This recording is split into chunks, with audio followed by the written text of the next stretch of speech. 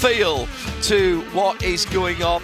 Beautiful Long Beach with its fabulous history of road racing, the left-hand coast of the United States, and we are ready to go racing on the streets. Just under 2 miles, 1.96 miles, 11 corners, that long front stretch, which isn't a straight Shoreline Drive. There's a big curve in it, then they turn left onto Aquarium Way and round the back of the fountain, loop back onto Shoreline, and then down onto South Pine, onto Seaside. Turn 9 being a big action area there. There's a big bump just in the braking area. Turn 6 as well, actually. And then the hairpin at turn 11. We haven't seen any problems there so far, but almost certain to get it now, as I've mentioned it, of course. Wish I'd never said that now. We have 27 cars and our Michelin keys to the race, reminding you that the driving time is 5 minutes in GTP, 35 minutes for GTD and for the Truman Aiken Award. Watch out for traffic. There are places around here where you just have to follow my leader, as it were. And the tyres, it's the softer of the Michelin compounds for the GTPs, and 3 from qualifying, 3 sets from qualifying for the GTP cars. Most people will have a brand new set at least for the race. Now remember, the winning car last year didn't stop for tyres, only for fuel in the overall. That was the Porsche taking their first victory in the Porsche 963. And in GTD, they've had 4 sets of the new Pilot Sport Pro H1. They are more durable than last year, and the question will be whether they take any if they take any tyres when the GTDs make their, what we expect to be, one and only pit stop. I mentioned Jeremy Shaw and Shea Adam. Let's get to them now for some of the stories. Jeremy, in our Michelin Countdown to Green, we were chronicle just how tight it is. Points at the start of the season, really important, and with no sprint championship this year, this is just for the main race, and we've got 2 Vassar Sullivan Lexus at the front of the field in GTD. Yeah, and no team orders. Well, no, I lied, there are team orders. Win the race. The team doesn't matter which car wins the race, but they want to win the race. Lexus for many years was based right here in Southern California. Their main base is moved out to Texas, like for Toyota in general, but they've still got a big influence here in Southern California. Lexus wants to win in GTD. And Shea Adam at the front of the field, we have Mr. Perfect, and Mr. Perfect is Pipo Durrani. He's been on pole every time we've gone racing this year. He has 3 attempts and 3 pole positions for Pipo Durrani, who's still looking for his 2nd ever win at Long Beach, the first one taking place in 2021. Since there, he has had 1 DNF at this track as well, so it has been equally nice to him, winning and not finishing. But Pipo, driving alongside Jack Aiken, one of 3 rookie drivers in the GTP class, feeling pretty good about his odds today, and doesn't get taken down at all by the fact that he did make it into the tires at the end of yesterday's qualifying session. If you've seen the video, I know it's gone viral, he covered that up straight away, and it was still a good, fast enough race car for him to hold on to that pole. And the coincidence there was he was talking about potentially you lose your lap times in IMSA competition if you cause a red flag, and so he checked on how to find reverse on the car before that session and actually practiced it, and it came to pass that he did need to do it. So that was a little bit of serendipity on as far as that car and that team was concerned.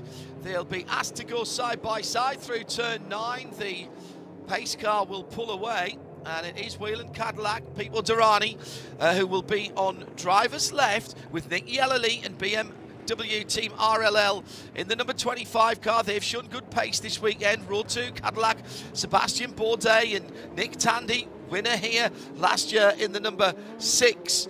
A Porsche with the white stripes. It's not a bad looking start for the 10 GTP cars. We come to the green flag and we are racing at Long Beach.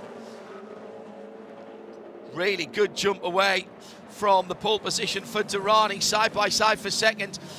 Down into turn 1, the yellow-fronted, the gold-fronted Cadillac of Sebastian Bourdais does not overbrake, and he gets through into second. The 2 Lexus control the run to the line as they go through now. Was there a change of lane there at the front of the grid? And Shay, why is that important? That will be a drive-through penalty for Frankie Montecalvo. You cannot break your column before the start-finish line, and he was already tucked in behind Parker Thompson well before that line. So a good start for Sebastian Bourdais, Jeremy, and he's laid the ghosts of previous years here when he didn't even get to turn 1. Yeah, that's right. He lost it under braking for turn 1 and took himself out of the race. So he's gone over that one. As you said, that's a Cadillac 1-2 that Pipo Derani leads. And the second car of Sebastian Bourdais right there with him as well. All sorts of dicing going on farther down the field. The GTD as they head toward turn 8. GTD, good breakaway from the 2 of the Lexus as they head down towards turn 9 at IMSA Radio. If you want to get in touch with us, Lamborghini coming forward there. That was Danny Formal going into 4th position ahead of Roman De Angelis in the Heart of Racing car. Big throw down the inside at the hairpin. The Ferrari coming through. That was a bold move. Very bold move indeed for the Ferrari 296 as it came through on the inside. I said we hadn't had much action at the hairpin. That was a really good move for the red, white and black car that comes down in the first corner now ahead of Formal. So that's a good run down there. The Michael Grenier car in there as well. That car, remember, had the big accident into the wall at turn 8. The shuffled back there, back to 4th position at the end of that first lap for the car that started on the outside of the front row. I should say a bold move there from Albert Costa going into the hairpin. It's a risky one, that, but no contact made, so they both get away with it. But it certainly cost Montecalvo a lot of momentum. Jeremy Shaw, Shea Adam and John Hindhoff in the Ford Performance Global Broadcast Centre. So plenty of action early on as Durrani's gone through. Number 34 car really making up some time there and into second place, but Albert Costa Balboa for Conquest Racing in the Singleton Ferrari this weekend. Shape of that new 296 is very lovely indeed, isn't it? So the 2 Lexus not holding on to their position. The start under review as we thought it might be. Here comes the fight back from the Aston Martin, right in behind Formal in the Lamborghini down towards turn 1. Ian James over in Imola for the FIA World Endurance Championship. So Valentin Asclot stepping in as interim team manager, although not driving this weekend. And we'll have full coverage from that Imola race tomorrow on the Radio Show Limited network of channels over on RS1. Peter Mackay will be joining me for our full 6-hour coverage of that. Right now, the endurance racing world is focused on the IMSA WeatherTech SportsCar Championship. And we have 51 seconds before driver time in the GTP category has been completed. It's just 5 minutes. And we have seen in the past here, Jeremy, I seem to remember a few years ago, I think it was BMW. Oh, now here is someone in the pits. This is the drive-through. This will be the drive-through for the changing lanes prior to the start, called from race control. And that is a slam dunk penalty, as Shea Adams said. So huge issue for Frankie Montecalvo. We have seen if there's been early yellows in the race or problems for somebody in the race. Wasn't it a BMW a few years ago with Bill Oberlin in the pro classes, Jeremy, that dived into the pits after an issue earlier on and actually made that strategy work in the first 5 or 10 minutes? Yeah, it has happened in the past. I mean, we've just about anything that could happen has happened here on the streets of Long Beach. So, yeah, we don't count anything out. But there's a replay of that start there. And Frankie Montecalvo just, I mean, he's normally a starting driver. He should know the drill there. And that's a very surprising mistake for him to make, and it'll be very, very costly because it's awfully difficult to come back in. We talked about it already, John, haven't we? You don't want to make any mistakes and make cost yourself a lot of time, which is exactly what he's doing. He'll have fallen right to the back of the field. It's going to be very difficult to make out that. It's a long pit lane here, even for a drive-through. You're right alongside the fastest part of the course, and it takes a long time. Remember, effectively, we've got a double-length pit lane here. I thought he might have just run over the pit lane exit as well, so please tell me he hasn't made that worse. That red line is meant to be counted as a brick wall, and it looked like he put the left-hand side Michelin's over the very end of it. We've seen that penalised here before. We've got the Indy cars here as well, of course, which is why that pit lane is so long, corned off so that nobody dives into the wrong pit. And that might sound a bit odd, but there's quite a lot of sports car teams here who also have IndyCar teams, so there are some similar logos up and down the pit lane. Durrani leads, fastest lap just put in by Sebastian Bourdais in second. There's a second between first and second, and Nick Yellerly slightly mugged at the start by the gold and black Cadillac 01, starting to fight back now with Nick Tandy for Penske, Porsche Penske Motorsport. Another 3/4 of a second back in fourth position. The top six is made up by Jordan Taylor and Philippe Albuquerque in the 40 and the 10 Wayne Taylor Racing Acuras, respectively. In GTD, Vassar Sullivan and Parker Thompson, Canadian leads from pole position from that fast-starting Ferrari of Albert Costa Balboa for Conquest Racing, the white, red and black number 34. Then Danny Formal in the very mean and moody looking number 45. Sorry, I was just watching the leader coming round onto the back of the traffic now. Then Roman De Angelis for Heart of Racing, Mick Grenier for Court of Preston Motorsport, and Patrick Gallagher for Turner Motorsport in the 96. They are your top six in both classes in the first of our VP Racing in race updates. Traffic now, Jeremy, for the front of the field. Pipo Derani, this is danger time for him. Yes, it is, and it's always so difficult when you have to work your way through the traffic. And for Sebastian Bourdais, he just turned the fastest lap of the race on each of the last two laps.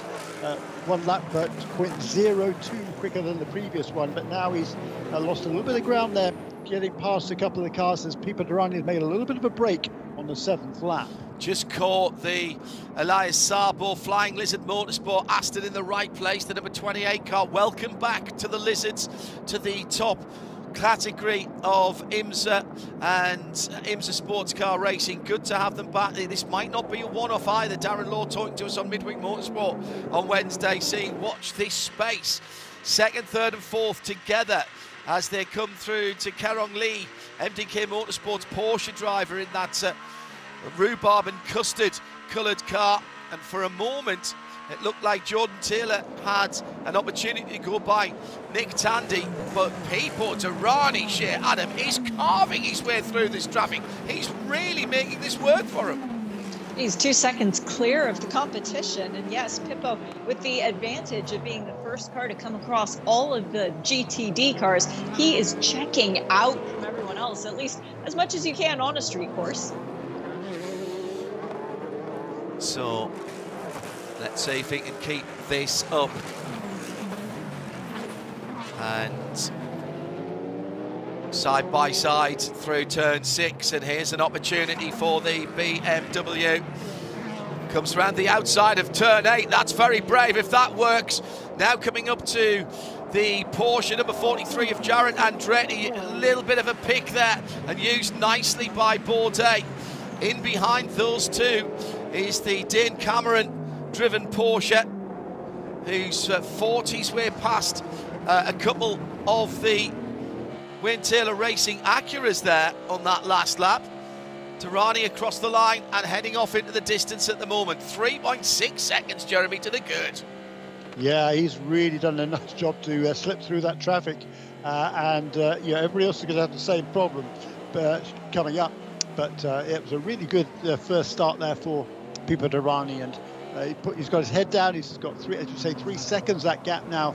It's Sebastian Bourdais has the honour of the fastest lap, fractionally, 1:12.8. The lap record around here during the race trim is 11.5. That was set by Conor De Filippi, one of the BMWs last year. Now already Shea Adam, CrowdStrike pit lane reporter. Well, we'll come back to that in a moment because it's side by side and the Porsche is on the move at the moment. This is Dane Cameron carving his way through. Got ahead of the BMW for a moment, but we'll have to drop back. I can't believe we're seeing GTP cars going side by each through turn number 8. Extraordinary stuff. And now heading up to turn 9, and they are still absolutely side by side. They're leaning on each other and trading, well, I was going to say paint at the inception. McLaren of Brendan Arieb has gone off on the exit of turn 5. He's been in the wall. This will be a full course yellow. He's stranded in the middle of the track, and there's been contact, I think, with Adam Adelson for Wright Motorsport, who's got left front damage on the dark green Porsche. And this will be driver changes, Shea Adam, down in the pit lane. Already there were 1 or 2 getting ready. Yeah, this will be driver changes when the pits open. They are closed because of the full course caution. Terrible heartbreak for the Wright Porsche, which came into today's race second in the championship standing. Brendan Arieb waiting in the middle of the track for the safety crew to get to him, which they already have because our AMR safety team, the best in the biz. That's a big heartbreak. But yeah, kind of shocked. I saw Jack Aiken with his helmet on already ready to go. Action Express has done this in the previous years where they have deployed their driver change very early on in the race. It hasn't worked for them. And it was just Arieb losing it on his own. And then Adelson, unfortunately, nowhere to go, plows into the McLaren. Too much curb, I think, on the right-hand side by Brendan as he came through. Yeah, exactly that. They're sort of stick-on curbs onto the concrete surface. They're bolted down, of course they are. Hit the wall on driver's left, rebounded into the racing line.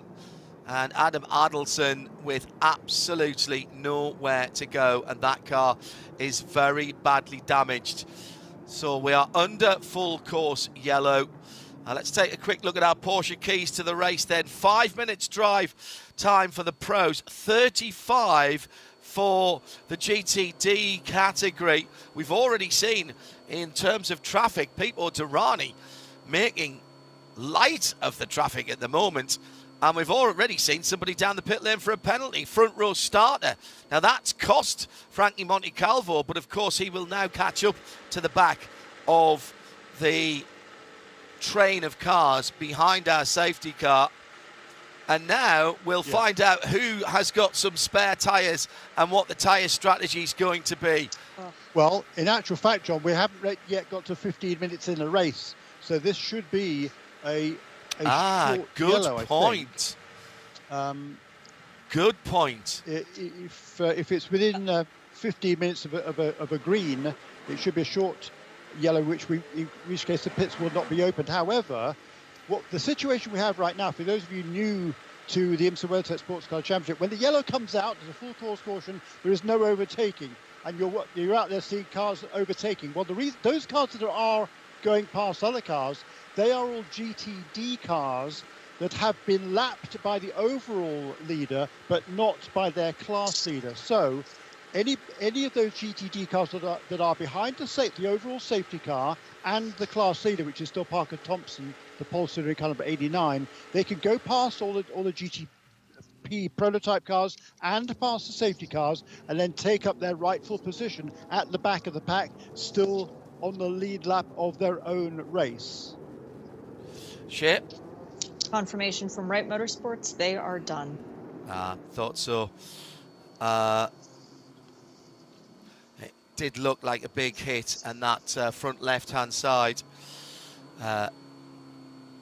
very badly damaged, and the Michelin tyre pointing in entirely the wrong direction and confirmation as well from race control. Jeremy Shaw, spot on. Full course yellow, but a short yellow. We are doing a pass around. Now, we are only 9 seconds away from 15 minutes, but because the yellow was called before that, it means the pit lane will not open for standard service. It doesn't mean that you can't go in once we're back to green flag, of course, but why would you do that? If anybody had spotted that who was coming round in the GTP field and got in early, they could have played a bit of a blinder. And as I say, there were people up on the wall. So now we'll just wait for the clear up to continue. 2 cars that need to be moved. So no pit stops and no driver changes because of, as Jeremy said, it being within the 15 minutes. Track service is still working at turn 5. Jeremy? Yeah, the 35 minutes is the minimum drive time, as we've said, for GTD. Really not relevant to GTP. That's the 5 minutes already gone, so it's really only applicable to GTD, the non-prototype cars. So at 35 minutes, you can, after you've been out on track for 35 minutes, you can make your pit stop, hand over to your co-driver, and from there, it'll be 65 minutes to the end of the race. The tank of fuel on these cars will last around about 65 minutes, so might be a little bit of fuel save required for a driver that takes over at the 35-minute mark. But I think we're going to see wholesale pit stops in GTD at that 35-minute juncture. Even if it's green, is what you're saying there, Jeremy, that they'll take that opportunity to get in and ride whatever strategic possibilities that gives them. Yes. Yeah, okay. Jeremy Short and Shea Adam, along with me, John Hindhoff, in the Ford Performance Global Broadcast Centre. Sirius 206 as well, and we are on Sirius XM for every WeatherTech SportsCar Championship race once again in 2024, with no breaks, no interruptions. For those of you outside the US, you could be watching on our player at IMSA-radio.com, top left-hand side, and of course on YouTube now as well. And the number 66 car making moves early on with that new Acura engine. So that's a new chassis and a new engine for Sheena Monk, Jeremy, and she's using it well. She certainly is. Started dead last, 27th, up to 21st now. Okay, 2 of those positions were from people that... No, she was ahead of... She got ahead of those, yeah. At least one of those cars that had crashed, yes. But she's made up 4 or 5 positions, done a really nice job in the opening stint for Sheena Monk in car number 66, the lone Acura GT car in this race. So still waiting for the lights to go off on the safety car. There will be no class split, says race control. So normally we will...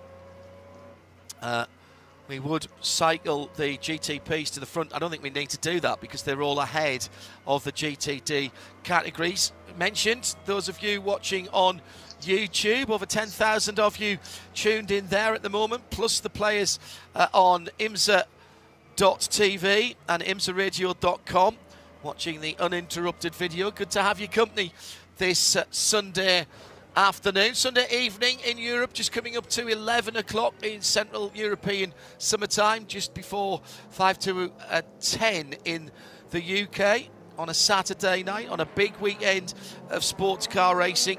Already seen the first part of the 24-hour series at Spa, and qualifying for the WEC. We'll have the 6 hours of Monza tomorrow for you over on RS1, part of the Radio Show Limited network of channels. Peter Mackay will be joining me for that one. Johnny Palmer and Peter Snowden, along with Diana Binks, covering what has been a 4 seasons in 1 day race already in the first part of that Spa 12 hours. That getting underway at 20 past 9 UK in the morning in sound and vision via radiolemans.com for the Spa race, and then at 11:30 for the WEC. Set your alarms if you are outside of Europe for those. Could be an early start for you, but well worth watching with superb qualifying action from the 19 prototypes in the top class at Monza today. Forgotten how lovely Monza is to race around. Great watching those cars around here today. We've got some classic tracks in play this weekend: Spa, Monza and Long Beach. How about that for a trifecta for sports cars this weekend? Hello to James O'Donnell watching and listening in from what is a lovely apartment in Bologna, ahead of popping over to that Imola WEC round. Is it limoncello, anyone? Oh, you're making me envious, James. And hello to Perth, Australia, and the Williams Supporters Association. Williams Support, 5 a.m. in Perth, Australia. Thanks for the coverage from Andrew. And Spirit and Wood saying good to be with you as well, all on at IMSA Radio. I'll give a call now before we go back to green for our Michelin post-race tech at IMSA Radio, hashtag MichelinPRT.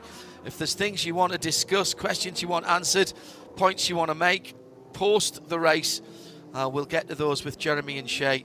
Hashtag MichelinPRT at IMSA Radio. No changes in the running order, of course. We have lost the right motorsports car. Brendan Areeb's number 70. It's on the flatbed. I was going to say it's listed as running, but I can't imagine it's going very quickly, Shay.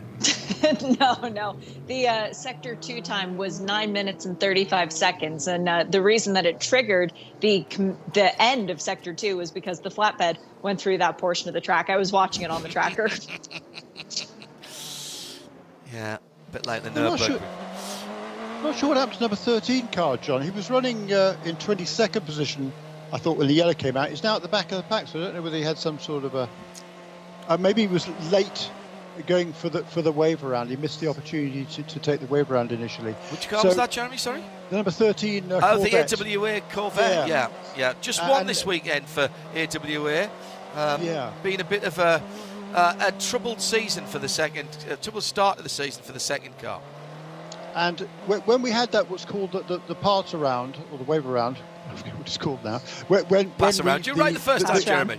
Yeah, the cars that had been lapped in GTD, when the opportunity comes for them to move past and take up their position at the back of the pack, if they're slow to move out of line, then that's their fault. And if they get leapfrogged by a couple of cars behind, which is exactly what happened, I think, to number 13 on this occasion, tough luck. So it was always mistaking. Apparently wasn't ready for the restart, so he's gone to the back of the queue now, but we're ready finally to go back to green flag racing. And as I tried to move the WEC to Monza yesterday, that panicked our friend who's in Bologna, expecting it to be at Imola. It is at Imola tomorrow.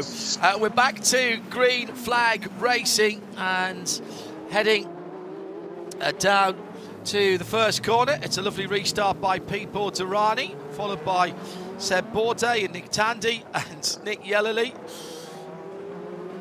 as they come through, scraping close, so close to the wall out of turn 4 into 5, and they're already back up to speed. Keep an eye on the clock. We're about 12 minutes away from driver time being fulfilled in GTD, and that will, as Jeremy said, trigger a whole host of pit stops, whether it's green or yellow. Parker Thompson's jumped away to a nice lead in GTD at the moment from the Ferrari in second place. So the Vassar Sullivan number 89 Lexus. Frankie Montecalvo, of course, getting onto the back of the line there after his misstep at the start when he pulled out of line and had to do the drive-through. It's been costly, but at least he is back in the fight after that early intervention by our safety car. Still an hour and 16 minutes to go. Pipo Durrani, who'd worked his way up to an over 2 second lead, that of course has disappeared. He's now working on half a second from the Cadillac in second that closes up through the fountain section. And now to that tricky little right-hander at turn 5. Very easy to try and go too quickly through there. Exactly what we saw Brendan Arib do earlier on. Straight on at turn 6 for one of the cars. I think that was Elias Sabo. Yes, it was the Flying Lizard, but he has managed to continue. That's the King Tarko branded corner. That's how I've worked out which one's which now, because all the runoffs look spookily similar. Now, Heart of Racing 27 car looking at the back of Danny Formal. So Roman De Angelis for Heart of Racing as he heads down, brake lights on the Lamborghini ahead of him through turn 9.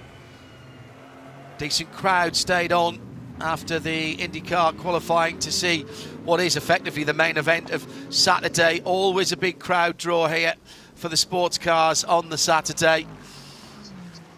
And at the moment, Jeremy, the battle is behind Parker Thompson for, and to a certain extent, Albert Costa Balboa. It's from Danny Formal down over. We've got 3 cars in very close competition going through turn 1. Yeah, we have. And but frankly, Parker Thompson hasn't been able to pull away as much from Conquest Racing, Alberto Costa, than he had previously. So he's in the lead there, Parker Thompson. He knows he's in a good position. He knows he's got a super fast co-driver also in Ben Barnicat, last year's GTD Pro champion, of course, along with his regular co-driver Jack Hawksworth. So that car also won, that pairing won here in GTD Pro last year. So all Parker Thompson wants to do right now is hand over the car to Ben Barnicat in the lead. And we've got a very interesting dichotomy going on right now, Jeremy, between the head of the field and GTD, because Parker Thompson, as you rightly say, has Ben Barnicat to hand the car over to. Albert Costa Balboa is the pro driver in the Conquest Racing Ferrari, the number 34. Also is Roman De Angelis, the number 27 Heart of Racing Aston Martin. Last year, they did the exact same strategy, starting the stronger of their 2 drivers, the pro driver, and then handing over to the silver driver for the remainder of the race. They did that at the first available opportunity because the car that pits earliest on tends to win the race in GTD. Now, for Roman, he's paired with Spencer Pumpelly, so he knows that he has someone fairly equally strong, but they did not qualify on pole as they did last year. They still finished second in last year's race, but our defending GTD race winners are not here this year. Paul Miller Racing, the only team to take victory in GTD in the last 3 seasons of running, are not here, and we're waiting to see who's going to rise to take up that place. But Mick Grenier, Roman De Angelis, and Albert Costa Balboa, 3 of the top 5 drivers, are the stronger of the drivers in the car. So they, you would think, would run late into this race. Shea Adam down at the first corner again. It is the number 31, Whelen Engineering Cadillac. He's doing it again. He's just gradually easing away. He's eked it out to a second now for Bourdais in second place. Nick Tandy about a second further back in third. Then Nicky Ellerly on half a second. Jordan Taylor up to 5th ahead of Philippe Albuquerque. The 2 Wayne Taylor Racing with Andretti Acuras a little bit more competitive in the race trim, Jeremy, than we saw in qualifying. I wouldn't say they looked all at sea, but we said after qualifying that you never count a Wayne Taylor Racing with Andretti car out. They will scheme, they will plot, they will find a way to be there at the important parts of the races. Yeah, they will, but just at the restart, just what, 4 or 5 laps to go, Jordan Taylor, number 40 car, was hanging on to that lead train of 4 cars, but he's since dropped back about a second. All those top 6, 7 cars now will space out just a little bit, which I hadn't really expected. I expected to be running well within a second of each other, and they're not now. There's a gap of around about a second between each of them. So the Acuras certainly don't seem to have quite the pace of the Cadillacs, the Porsches, or the BMWs this weekend. I think the BMW looks particularly quick there in 4th position. Okay, he got passed by Nick Tandy earlier on with that opportunist maneuver at turn 9. but I think the BMWs certainly look strong. Yeah, BMWs have been picking up pace as now we've got traffic again. Talking to Vincent Voss who runs the European team, running 2 of the similar cars in the WEC at Imola this weekend, and they qualified well. The cars look good over the curbs at Imola as well, so the bumps don't seem to worry the BMW M Hybrid, and there's a lot of chat backwards and forwards between the US team, the BMW team RLL, and BMW M team WRT in Europe. They are using the fact that they are running an almost identical car, but in different championships and with different tracks, of course, but they are passing information backwards and forwards a lot. The Pipo Derani still leading by a second at the front of the field. Hello to Brian D listening in from Rosewood, Kentucky. Tom Marshallek's been out with his Mustang today, celebrating 60 glorious years of the original pony car, and back listening to us as well. Sirius XM 206 RS2 is IMSA radio, and of course we've got video there if you're outside of the US. Lee Diffie and Calvin doing the NBC Sports on Peacock and USA this weekend. If you're in the US, if you're outside the US, we've got the video player at the top left of IMSARadio.com and on the official IMSA YouTube page as well. Here comes Nick Yellerly on Nick Tandy, but Tandy just holding him off going down to turn 1. The 2 leaders just stretching away at the moment, Shay, from the second 2 cars. They are, but Bourdais has his afterburners turned on. He just did the fastest lap of the race that time around and is closing in on Pipo Derani hand over fist. Both cars are equal on their energy usage, so this is not a problem for our leader. This is not conserving anything. This is just Seb Bourdais deciding he is tired of staring at the back of a Cadillac and wants to be the first car on the racetrack.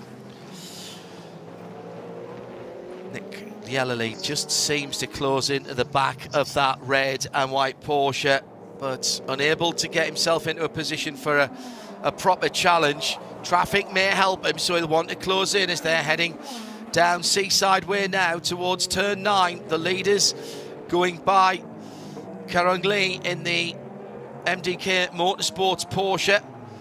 Now into the hairpin, and here comes that battle for third, right in behind the Corvette, the AWA Corvette. That's the battle for the lead, excuse me, as they go through.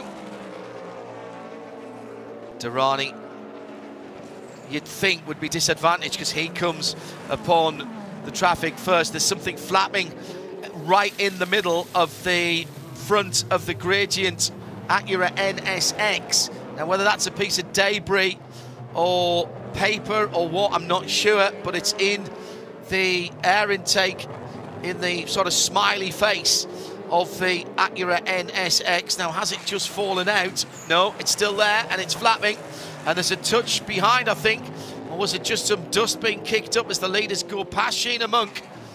We are now 90 seconds away from driver time in GTD, so one more lap for the GTDs, and then expect to see them starting to come in, and this will turn the race upside down and puts the pressure on the pit crews. This time a little bit of good fortune for the Whelan car as they go past the Porsche of Andretti Motorsports and Jared Andretti. Nowhere for Jared to go, and Sebastian Bourdais gets held up behind him. Frankie Montecalvo's in there as well, and into the pits for Nick Tandy. Tandy bails out of the battle, and this is an early stop then for the winner of the race from last year, Jeremy Shaw. Yeah, isn't that interesting? We'll see what he does during the pit stop in terms of tyres, but he's the first one to blink here. An hour and 5 minutes remaining in this race. It's going to be awfully tight, I think, to get to the end from here without making another pit stop. So a little bit earlier than I would have anticipated. About 10 minutes earlier than anticipated. It seems there's a problem for that number 6 Porsche Penske. And next time around the GTDs might start to come into the pits as well. All of a sudden it's a second and a half of Pipo Derani who's used the traffic very well. It looks like at least 2 tyres share for this CrowdStrike pit lane report. Left sides only, and they did do the driver change. So Mathieu Jaminet is now aboard the number 6, taking over from Nick Tandy. The energy usage was only down to 60%, so it wasn't a very long stop for them. And now the Porsche, which came in and took the second pit box on the lane, goes back out onto the circuit. It will stay on the lead lap. Well, there you go. And the leaders again embroiled in traffic. And here comes everybody else. Nick Tandy has set them all off. Sheena Monk comes in as well following the GTP. So Albuquerque for Wayne Taylor in the chrome blue and black number 10. Dane Cameron in the 7 Porsche Penske Motorsport. The bright yellow Tymon van der Helm driven JDC Miller Motorsport number 85 into the pit lane. Sheena Monk, Karen Lee into the pits as well from the back of the GTD field. They are coming in because 35 minutes had just elapsed by around about 30 seconds, possibly even a bit less than that. The GTPs coming in because they don't want to get on the wrong side. Effectively, they're covering off the Porsche number 6 pit stop. And here's the number 7 into the pit lane. Driver change there as well, Shay, with this CrowdStrike pit lane report. Fuel and left side tires only for the number 7 Porsche as well, mimicking what the sister car did. That's Felipe Nasser into the end. Fuel, and it looks like 4 tires for the number 10. This is the WTR Andretti car, the blue one, sponsored by Konica Minolta. Great stop also from JDC Miller Motorsports in the 85. That should be Westy taking over, and indeed it is as he triggers the pit exit. I think they did at least 2 tires on that 963 as well. Would make sense considering that the 10 was in its box for a moment longer and they did 4. Well, this is the tactical role of the dice, Jeremy, that we talked about in Porsche Keys to the Race. These are softer tyres than we had here last year, and left side are the working sides of the tyres. So that's the strategy being played. That will be the one and only pit stop planned for all of those cars that have been in already from GTP. Yeah, but yeah, with over an hour remaining in the race, energy-wise, it's going to be a bit of a stretch. I would have thought. Well, we have the GTP telemetry to look at as well. Crucially here, we've got cars trying to unlap themselves now from the leaders, having come out behind. The number 7, Felipe Nasser, is right in behind the leaders, but is a lap off the pace. As the almost an incident there as Felipe Nasser, as Pipo Derani dived into the pit lane, and I think it was the Wayne Taylor Racing Lamborghini Huracan of Danny Formal went into the pits at the same time, rather took people by surprise. People with 55% of his energy allowance left, so didn't have to come in as far as that was concerned, and now is on the pit lane limiter. Shea Adam is our CrowdStrike pit lane reporter. Let's see, because this should be a driver change for Pipo Derani, getting out of the 31 Action Express Whelen Engineering Cadillac, handing over to Jack Aiken. It was a driver change for the number 89. That was Parker Thompson, who brought the Vassar Sullivan Lexus in from the lead of the race. Yes, it is a driver change. Danny Formal is out of the 45. Kyle Marcelli has gotten in fuel and 4 tires for the WTR Andretti Lamborghini. We've got the driver change taking place for the number 31 as Jack Aiken is taking over that car. And the driver change is also going on. Louis Delatraz getting his first racing laps around Long Beach as taken over for Jordan Taylor in the number 40 WTR Andretti entry that won the 12 Hours of Sebring. Hello to David Lister from Middlesbrough. Always miss you at the track, Dave. Hope you're well. Nice to know that you are watching and listening, taking our sound and vision.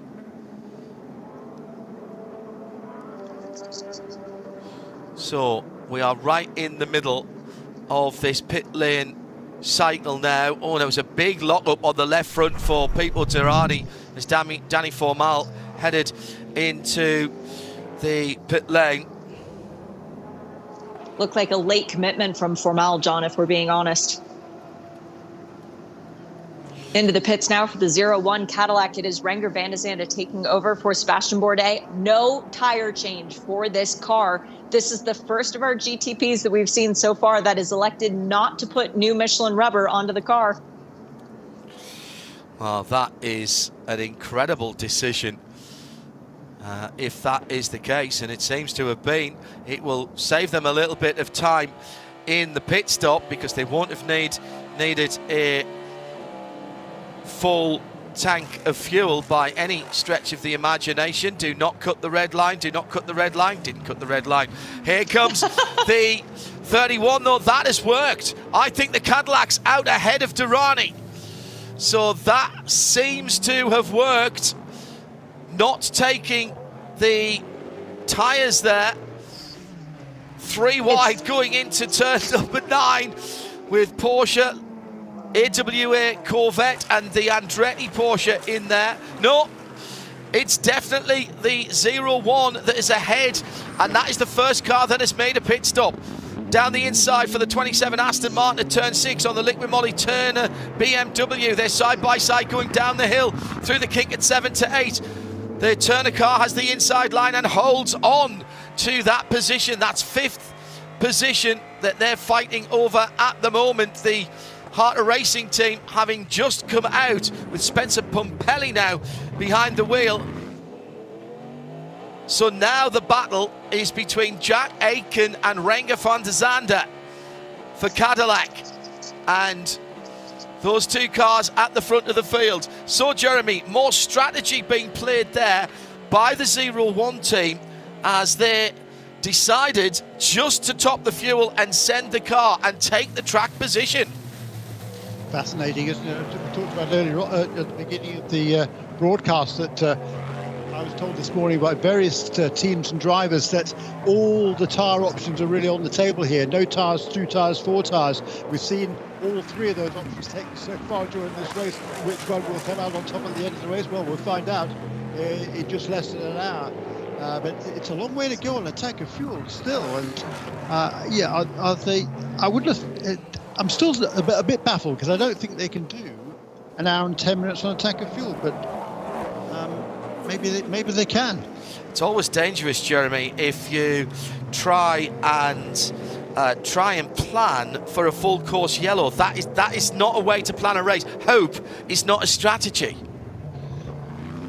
No, but these guys know what they're doing, don't they? So we've had only 2 cars that have not yet been in the pits, and those are the 2 leaders now. Nick Yellerly leads in the BMW car number 25. Mike Rockefeller also has not made a pit stop, but he's about 11 seconds behind him. He was running in the 10th position, but everybody else having been into the O's as a pit stop. These 2 for sure can from whenever they choose to stop with just the 1 pit visit. But yeah, I'm curious just to know what's going on here. We'll see how the tyres are lasting so far. We've had that full course caution, of course. Good point. But we're only 43 minutes into the race. See how their lap times drop off over the course of the next 5 or 10 minutes, because they can certainly stay out for another 5 or 10 minutes if they so choose. Our resident Porsche technical expert and technician, Blur Fiend, who had a GT2 RS, GT3 RS and GT4 RS in his workshop earlier on this week, says, is that where the pit entrance has always been, or is it backed up because of Indy? It seems an abrupt turn-in. No, it's always been about there. There is a shortcut in on the other side of the hairpin as well, so that you don't necessarily have to struggle if you've got a breakage and go around the slow corner. Shea Adam has more on pit times and a pit lane penalty. Windward will not be winning this race. They have a drive-through penalty, too many crew over the wall considered working on the car. That will cost them a chance at 3 victories in a row. But I've been looking at the pit stop times. Robbie Foley and Turner Motorsport on the pit lane for a total of 63 seconds. That's why Foley was able to get out and then do battle with Spencer Pumpelly, ultimately for what was 2nd position on the lane. But that pit stop, very, very quick, considering that everyone else has done a lot more. And we are full course yellow because Louis Delatraz is in the wall at turn 1. Yeah, exactly where his teammate went in last year. And Co-championship leader. Yeah, exactly, Jeremy. And that there's damage, there's bits of bodywork out there. So this is going to help that fuel, potential fuel issue. Everybody with a yellow here will be able to go to the end. Now this will be a full yellow. So Nick Yellerly and Mike Rockenfeller, will they be able to... He's getting out. Wow. Louis Delatraz getting out of the car. There must be some severe damage.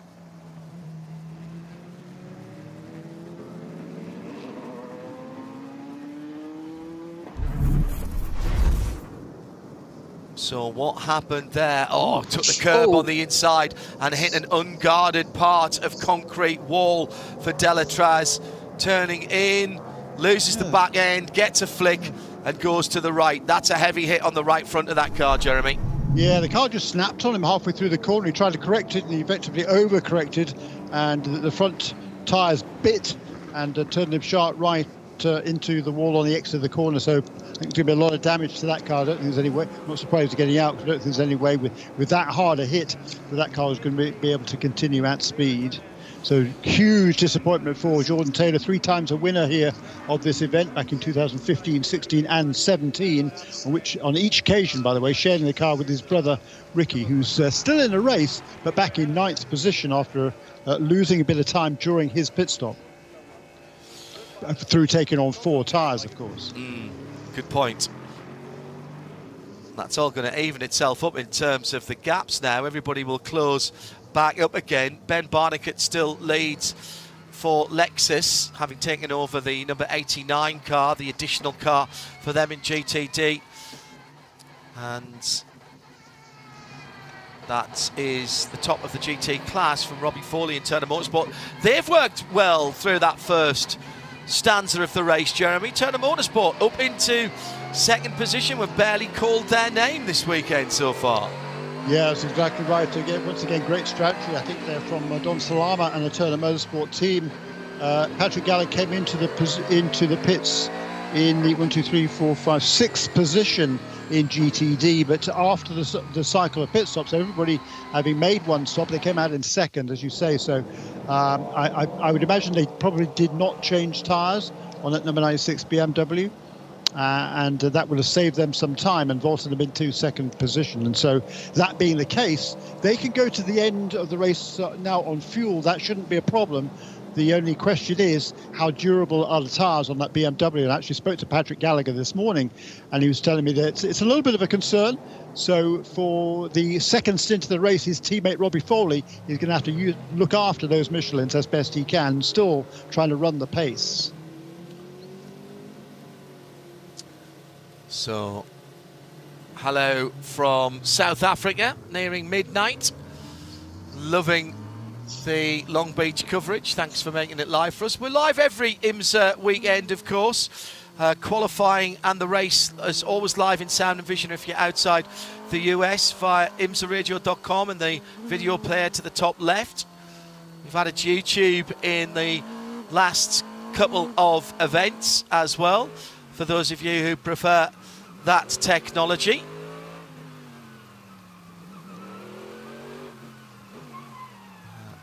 And hello to Louis Hesketh, also watching on YouTube at the moment.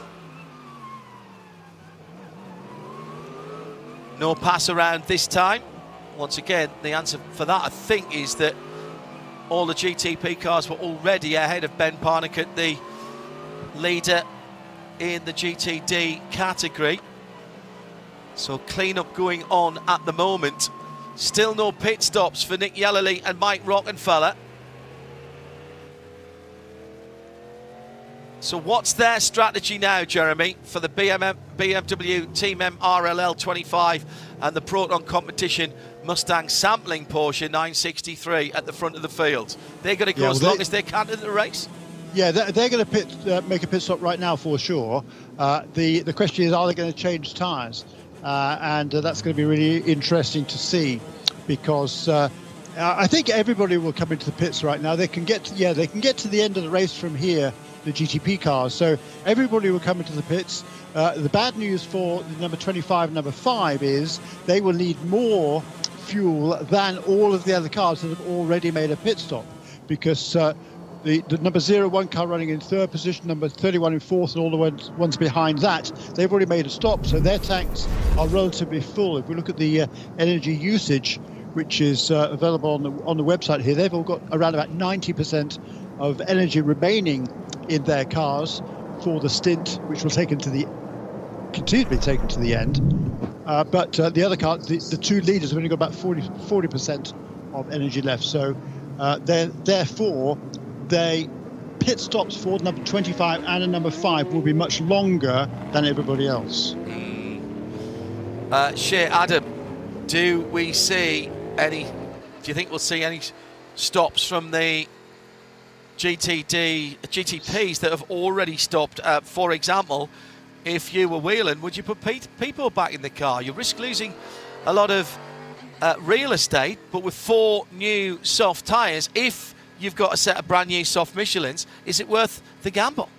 It was a gamble I saw proposed on Twitter by John DeGeese of SportsCar 365, but the answer is no. They've elected not to, and the only 2 cars that have come into the pit lane were those 2 that we were talking about. The 25 BMW of Nick Yellowly should be handing over to Connor DeFilippi, guy who set the fast lap of the race last year, and then Mike Rockenfeller handing over to Jimmy Bruni. Everyone else has stayed out on the track. Pippo remains helmetless. He's going to be a spectator for the rest of this one. Okay, so let me recap a little bit here. The 3, because those first 2 had not made a pit stop, there are several of the GTP cars that are a lap down to everybody else. It's number 24, number 85, and number 10. With the 2 leaders coming in, that will enable those other 3 to get back on the lead lap. And also with this full course caution, which is turning out to be quite a long one, I think that is going to enable all of the GTP cars that have pitted to get to the end from here. Yeah, I do not disagree, Mr. Shaw. I do not disagree at all with that. And here they come into the pit lane. The question is, what is their pit time? Shea was looking at the pit times earlier on for some of the teams. That gives us an idea, Shea, even if we can't see all the pit stops, at least to give us an idea who has changed tyres and who has not. I would be willing to bet, based on the pit time, that both cars changed 4 tires. Nick Yellowly was on the pit lane for 67 seconds, or at least the car was. And the 5, which now shows Jimmy Bruni behind the wheel, was on the pit lane for 72 seconds. That tells me they had plenty of time to get all their service done, driver changes, and yes, tires. Wasn't Nick Yellowly already in the 25, though?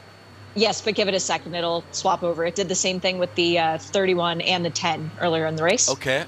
Because I was going to say he can't do the race himself as much as he would. I'm sure he could. In point of fact, all of the pro drivers could do 100 minutes. Yes, but Connor would never forgive him for that. This is his home race. That is very true. I'm keeping an eye on that. Maybe that it just hasn't swapped over in that number 25. Yes, there it is, just pops up now. Connor DeFilippi, who is the race lap record holder here at a 1:11.503 back last year in the BMW, Jeremy. Yeah, an average speed of 99 miles an hour. The locally born and bred, Connor DeFilippi from San Clemente, California. So what? I don't know, 25, 30 miles away from here in Long Beach, and he's got a lot of supporters on his case this weekend, looking for another strong result. The car's been fast, and Connor is going to take over this stint in the 5th position, but with fresh rubber, we believe, on that number 25 BMW. So he's going to be looking to make some passes once we go back to green. He's got the 2 Porsche Penske Motorsports Porsche 963s directly ahead of him, and then leading the race, the 2 Cadillacs, with the number 01 car now ahead of the number 31.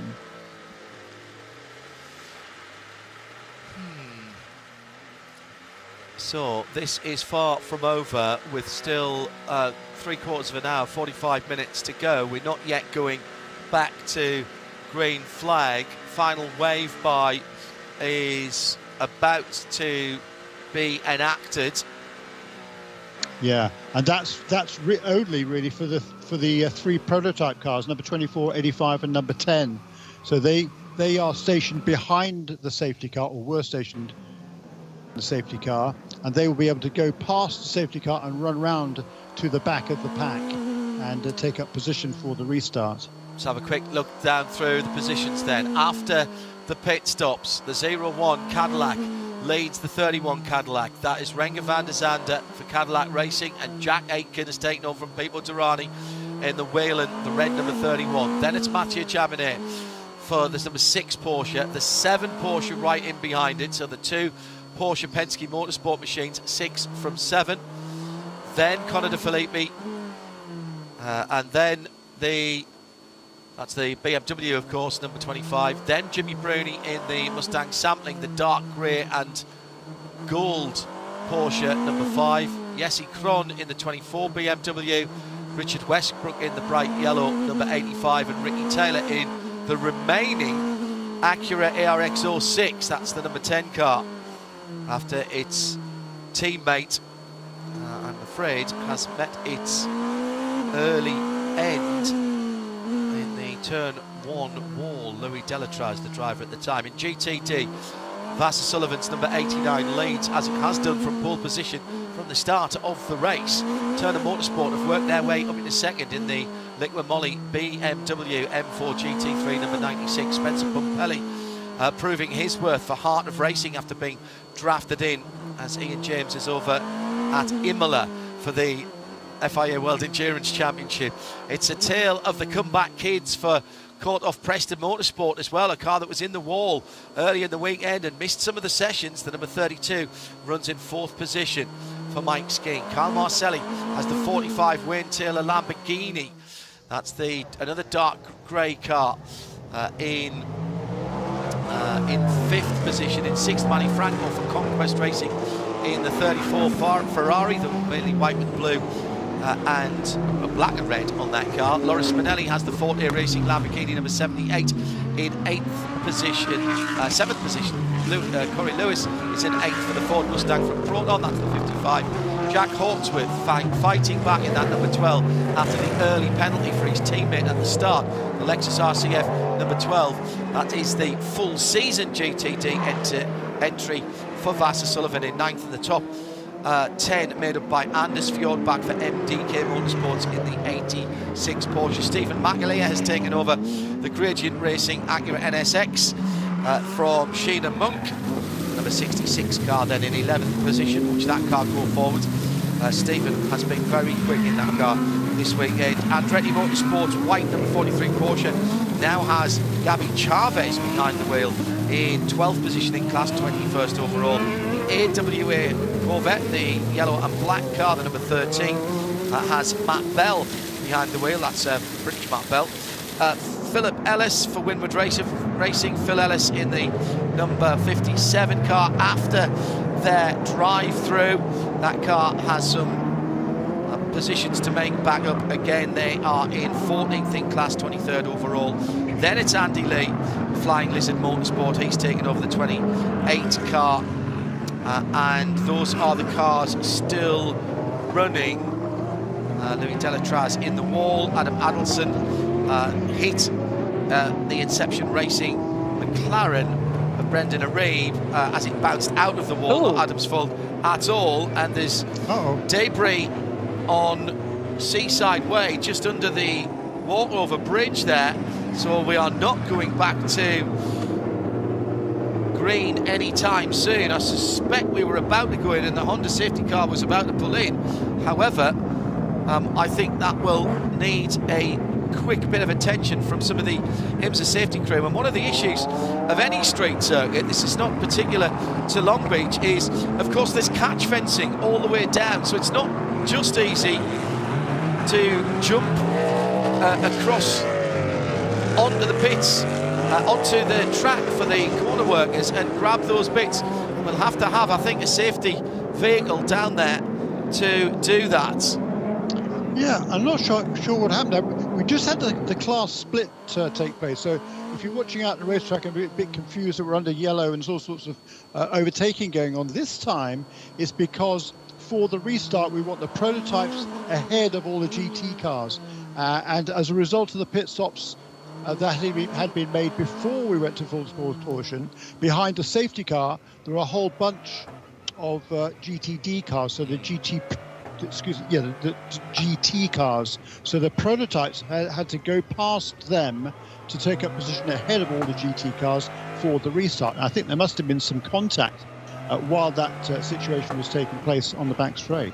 Looks like also, by the way, the number 40 car, is that back out on the racetrack? Or no, maybe not. Okay. No, it's showing up on the. It's showing us stopped. Yeah. That debris looked like a fender liner, a wheel arch liner, or something like that from underneath a car. It has been removed, I believe, now from the back straight from Seaside Way. They're going under the bridges now, and it has been cleared. So we should be going back to green this time around. And it is Renger van der Zande who is in control of the field as the blue Honda safety car has pulled away. Acura. Acura, of course it will be an Acura. So, same platform, of course. Looks very much like the Honda Pilot we had for Sebring, actually. same colour. Through to a green flag, and Renger van der Zande gets a decent jump on the field as he goes down to the first corner. The left-hander, he will not be under pressure from Jack Aitken, who brakes super late but can't get into a position to challenge the two Porsches from Porsche Penske Motorsport, line astern. Then the first the BMWs is Connor de Filippi. Nice clean restart by everybody there. Here come the GT cars, and I thought Stephen McAleer might move forward. He is doing just that in that number 66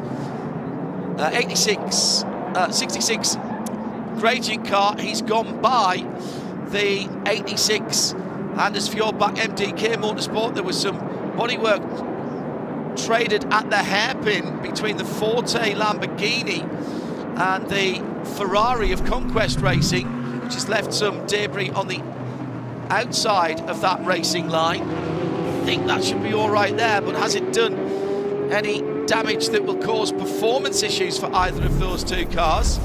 So now keep an eye on Stephen McAleer in that number 66. Meanwhile, at the front of the field, there was contact between the number 10 of Ricky Taylor and Richard Westbrook as they were going into turn number 6. And Ricky's come from a long way back there. That'll be a penalty for the Acura. Did not get alongside there. And Richard Westbrook getting spun around, under review at the moment. Can't imagine it'll take very long for that one to be sorted out. Slight misjudgment by the car trying to pass. Richard Westbrook drops 4 seconds after that spin, so he recovered very quickly indeed. Van der Zande not getting away at the front of the field, Jeremy, and battles right throughout that GTP lineup of 9 cars, reinvigorated after the restart.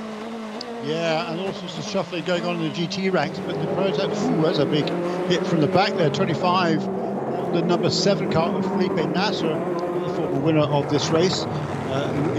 Nasser won it in 21 with Pipo Derani, driving a Cadillac on that occasion, but now Nasser is in the Porsche, but he's under intense pressure from Connor de Filippi in number 25 BMW.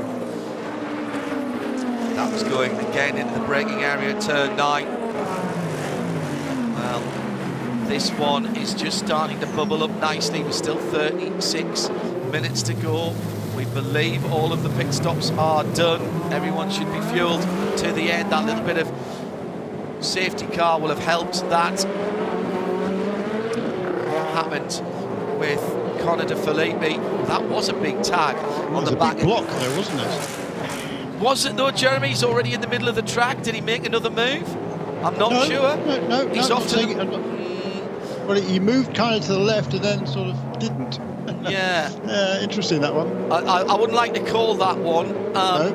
He was, the Porsche driver, Felipe Nasser, was on the right-hand side. He was defending and he sort of moved a car's width back over to take not the whole racing line, in fairness, and in his defence, he wasn't right up against the wall, but he was more into the middle of the track.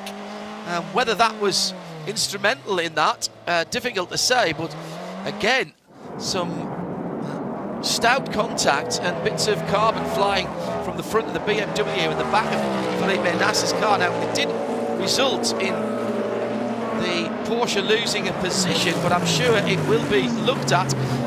No surprises, and there will be a drive-through for Ricky Taylor. He's already in the pit lane. He'll get rid of that as quickly as he can, just in case there's another yellow and he can get back through. He's in the pit lane at the moment, still in the pit lane, and still in the pit lane. That was one of our Porsche keys to the race. It's a long pit lane here for penalties. A drive-through doesn't sound like much, but on the pit lane speed limiter for a very, very long time. Hello to Gordon, who's in Carnoustie in Scotland. Quad speaker sound and vision on my new tablet. There's Posh. Yeah, excellent. Well, hope you're enjoying the sights and sounds of Long Beach. Always gives entertainment. BMW with a little bit of a crooked nose on the front end of that car, and oh dear, this is another problem for Lexus. That's Ben Barnicat who was leading. He's clouted the wall coming out of turn 5 and done left rear suspension damage, I believe. The car is not tracking straight. No, my apologies. That's Hawksworth, John. Oh, it is the 12 car. That is the full championship car, though. That has major implications for that car. Yeah, he was running in a 6th position. He made up a couple of places since the restart, but not going to make up any more. A lot of damage to the rear end, I think, on that number 12 car. Getting some rear steer that he doesn't need there. Broken toe link, probably. Maybe even suspension arm as well. It's sitting down on that left rear. Just a little misjudgment.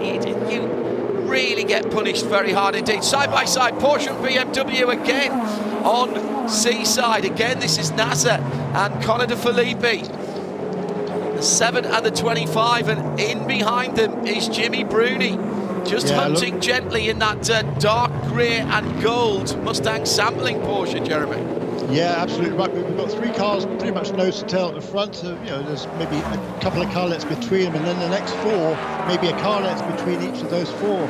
It's a very conservative pace being run right now. They're doing 1 minute 14s, 1 minute 14.3 last time round. We were doing mere 13s before the pit stops and 12s, 1 minute 12s earlier on. So, yeah, I think they're definitely looking after their fuel consumption, so their energy consumption at this stage in the race, the leaders. I would have thought the BMW was in pretty good shape on that, and certainly number 25 Connor De Filippi is all over the tail, as we've seen quite literally, of Felipe Nasser in the number 7 Porsche. The person with the best energy remaining in the top 6 is Jimmy Bruni in 6th position. He's got 80% of his energy, 70 for Filippi, 70 for Nasser, 65 for Chamonix, 70 for Aitken, and 75 for the leader. That's your top 6. Behind them, everybody's on 70%. For that's Jesse Krohn, Richard Westbrook, and Ricky Taylor. Those are the that is the live telemetry coming in. If you want to follow that along, you can do. It's not secret. IMSA.com/GTP-telemetry, TELEMETRY, and you can see exactly what's going on. Also gives you a brake and throttle trace, gear indication and speed, and that will come to you courtesy of IMSA and their monitoring systems at the front of the field. It is still Renger van der Zande, Jack Aitken, Mathieu Jaminet, Felipe Nasser. About as quick as I can say them, they go through. 2 Porsches just a little bit off the back of the 2 Cadillacs in the lead. Looks to me as though Jack Aitken's starting to hunt down the leader, but every time I think there's going to be a pass, the gap opens up again. Amazing to think, Shea, that Jack Aitken is a rookie around here.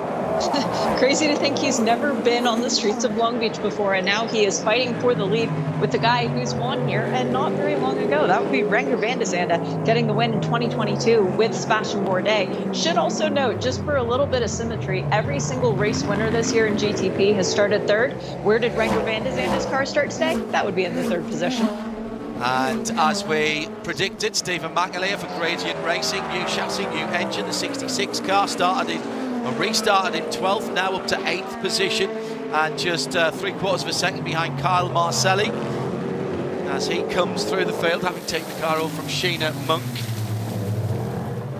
This is phenomenal stuff. Hello to Dunks, loving this super endurance racing weekend from the Isle of Wight. Action from Spa and Imola tomorrow across the Radio Show Limited network of channels. So join us for that. And later on this evening, hashtag Michelin PRT. Once we've dropped the checkered flag here, it ends the race, it starts the conversation. Now you can have your say in the original listener produced show, I suppose. You pick the topics, we'll talk about them.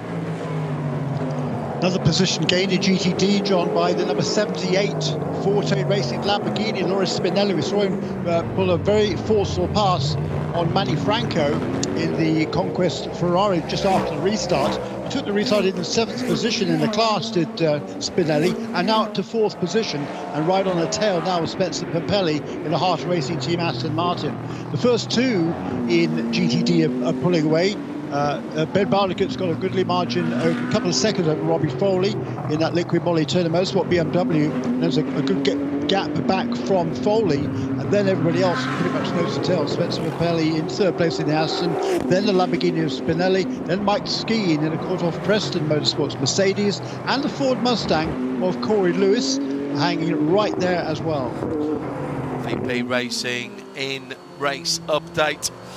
For Performance Global Broadcast Centre for Shea Adam this weekend, but still keeping her eye on the pit lane, and we'll take this CrowdStrike pit lane report, and it's not good news if you're a follower of Lexus, Shea.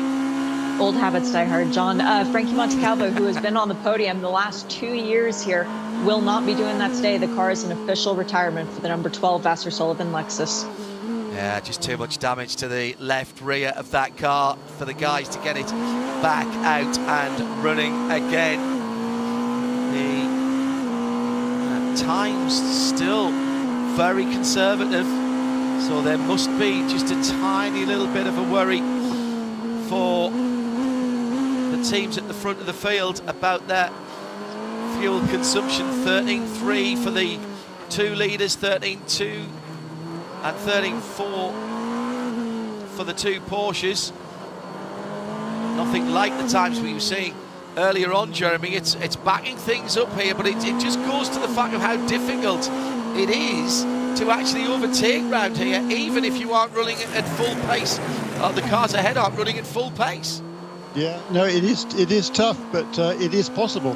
We've seen some drivers do it, but I think a bit of cat and mouse at this stage at the front of the field. The 2 Cadillacs are running in nose to tail. Last lap around was a 1:13.3 for Renger van de Zande. So, 26 minutes remaining in this race.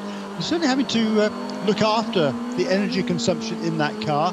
And but if we look at the energy that's available for each of those leaders now, he has more that's showing up than most of the others at this stage in the race. He's doing a good job, I think, of managing that right now. Andrew has just flicked up the GTP telemetry, and he's just sent me a note and says, that's just fantastic. It is good, isn't it? It really helps you understand when we talk about energy replenishment when Shea's in the pit lane for the CrowdStrike pit lane, and we're talking through how long the cars are standing still. And the Taylor Cole is in Cape Breton, Nova Scotia. Port Hastings says no replacement for GM displacement.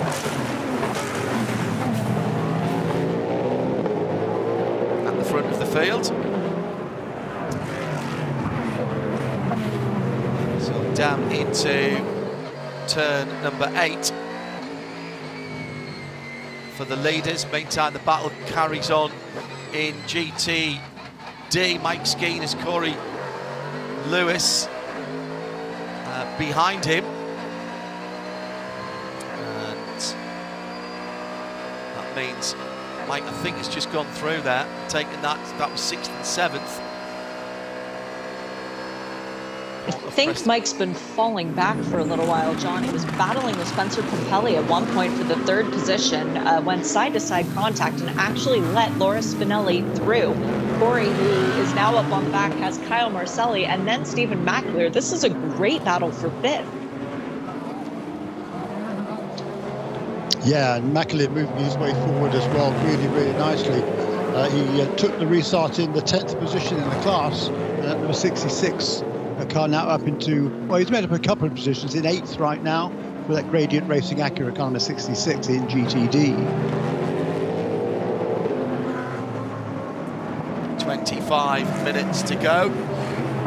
Mike Turnlover asking, are the leaders tyre grip limited as well? The leaders running the starting tyres, and the next 3 only took left sides at the pit stop, and they are the slightly softer compound to what we had last year, and we saw last year that it was a struggle for Nick Tandy to get to the end. It's a fair point, Jeremy. We saw a little bit of tyre management even through the first half to 3/4 of Daytona and the Rolex 24, didn't we? So there might be a little bit of tyre management going on here at the moment. Yeah, I think tyre and energy management, you're absolutely right, John. We've still got 24 minutes remaining, so quite a long way to go in this race. It's not a super long, let's sit. We're only 38 minutes to go when we took the green flag after that full course caution.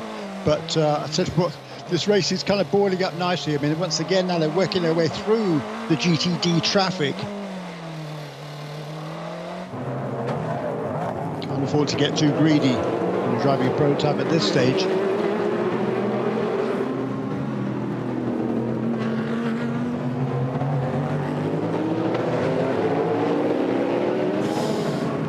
Traffic giveth, traffic taketh away. The 2 Cadillacs now working their way past Stephen McAleer, who is up into 7th position. Check that 8th position.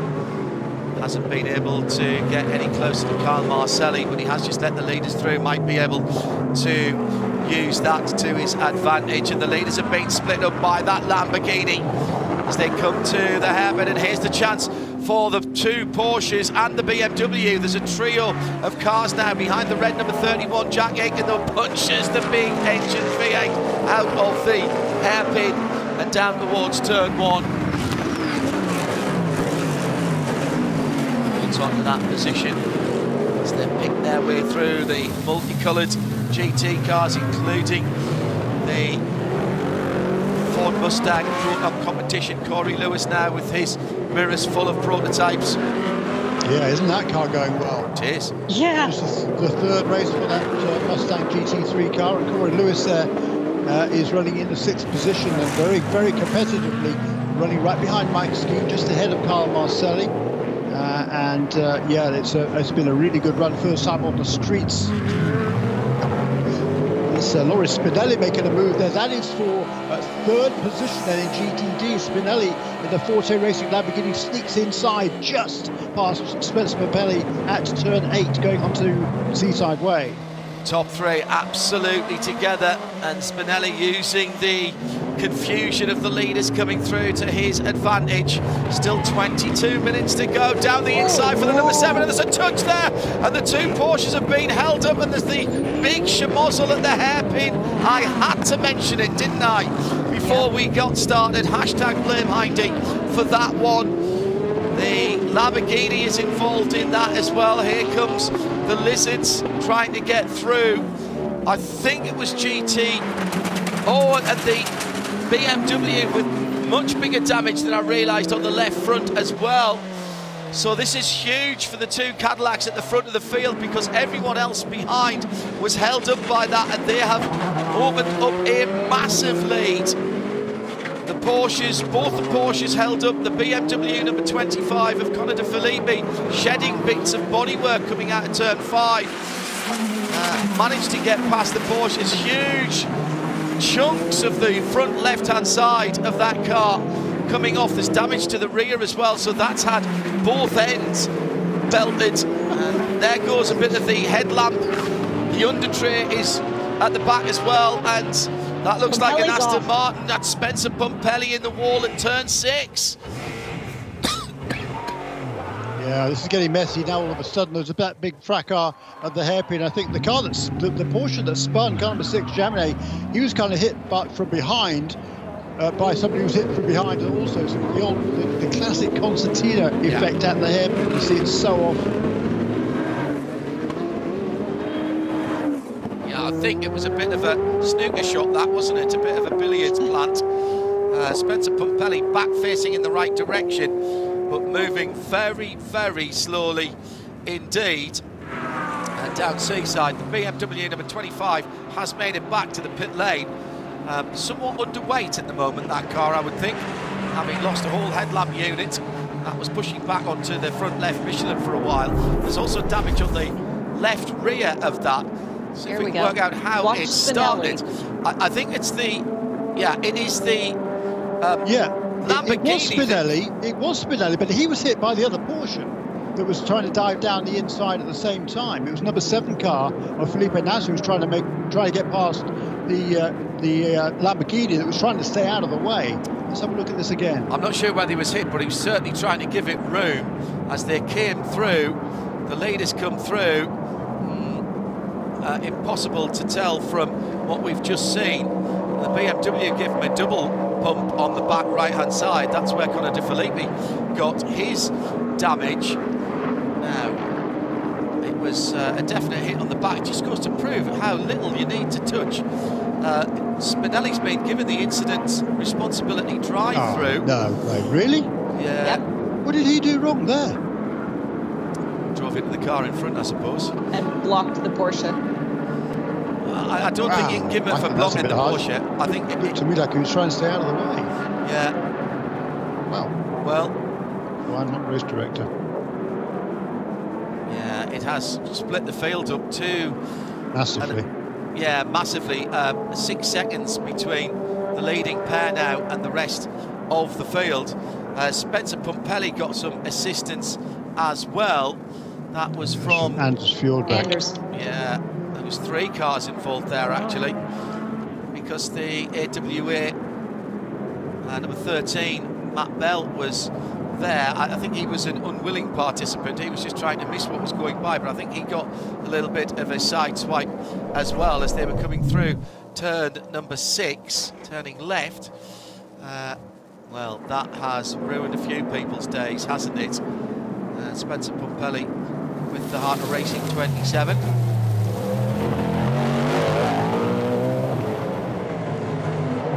Jamie McEwen, I apologise. Simple as that. At least once a weekend we get that. That should mean that IndyCar will be safe tomorrow then from anything at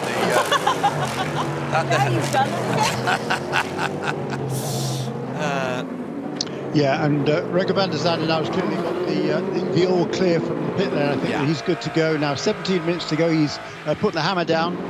One of his that last lap was a 1:30.1. That's only a half a second away from the fastest lap of the race. And all of a sudden, over the course since that incident, in which the first 2 weren't involved, of course, van der Zande has stretched his lead over Jack Aitken, now looking pretty comfortable at over 2 seconds. Also, Felipe Nasr got the hammer down. That car's fastest lap of the race last time around, notwithstanding that it was involved in the schmozzle at the hairpin. 1:13.1 last time around, but he's 4 seconds away from second and 6.5 seconds away from the top step of the podium at the moment.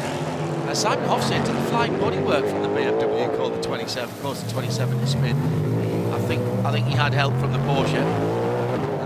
Is it purely garage and track capacity that's kept the GTD broadcast away from this race, says Spirit and Wood. Hello, Alistair. Exactly right. Oh, BMW in the wall. And my goodness, what an awful few minutes for BMW. This is, no, it's not, it's the 25, just come back out again.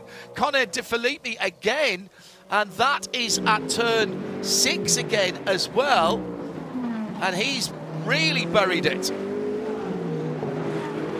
In fact, it is... And the yellow's out. Full course yellow All bets are off with 16 minutes to go. And this is the opportunity for the two Penske Porsches to come in. Can anybody dive into the pit lane and grab some tyres? No, short yellow. Pits will not pits open. will not open. Yeah. Oh, really? There's 15 minutes and 30 seconds remaining. That's right. Okay. Now it says full course yellow. Race control is amended. Right. Yeah. Okay. So. Yeah, I mean, I can't see anybody coming into the pits. You lose too much track time, I think. I'd be really surprised to see anybody come in at this stage. And for those that were saving fuel at the front, this should be good for them. But certainly not what Renger van der Zande needed. He had pulled out a fairly comfortable lead and was looking to maintain that. Well, the two Cadillacs will retain the lead ahead of the two Porsches. Three Porsches make that now as Jimmy Bruni's working his way through into fifth position. Jesse Krohn in the 24 BMW is in sixth. Then Richard Westbrook and Ricky Taylor. Is there a chance for the Acura here to redeem themselves? They ran well early on, faded a little bit in the middle part of the race. Now at the front of GTD, we've got Ben Barnican for Vassar Sullivan in the Lexus number 89. Robbie Foley in the Turner Liqua Moly number 96 BMW. Mike Skeen for the AMG number 32 from KPM, Cordov Preston Motorsport. Stephen McAleer up to fourth position. At the last restart, he was 12th. This is going to be an all-out, drag-out fight. The street cars on the street with Corey Lewis and Matt Bell in 5th and 6th. That's your VP Racing update. My goodness, what a dash for the points we are going to have. Brilliant work by the AMR safety crew and the IMSA Chevrolet safety truck. If that car can be driven, Connor De Filippi will be able to drive away right now, asking all the cars to pack up. I've not seen the pits being open yet, so I think this is a short yellow. I think race control have termed this a short yellow because they knew we were going into the last 15 minutes. And how long is it since we went green?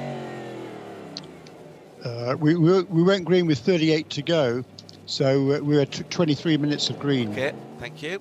Thereabouts. So, a new nose this time.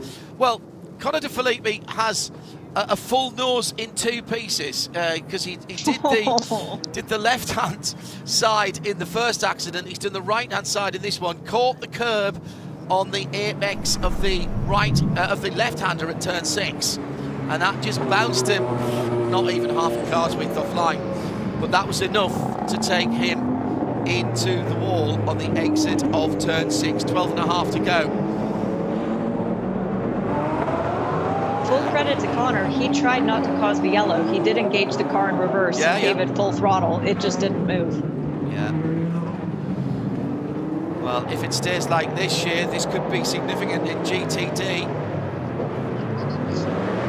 As far as the points are concerned, it moves Frankie Montecalvo and Parker Thompson as far apart as humanly possible, almost, in the championship. So that would be a good day for Lexus to get the win. But we've also got Robbie Foley, who came into this weekend. He and Patrick Gallagher 10th in points. Mike Skeen and Nick Grenier, after the DNF at Sebring, were down in 14th coming into today's race. And Sheena Monk and, well, Stephen McAleer only driving at Sebring, but Sheena came into today's race 23rd in points. So this would be a big shakeup, seeing some success for teams that haven't had it yet this year.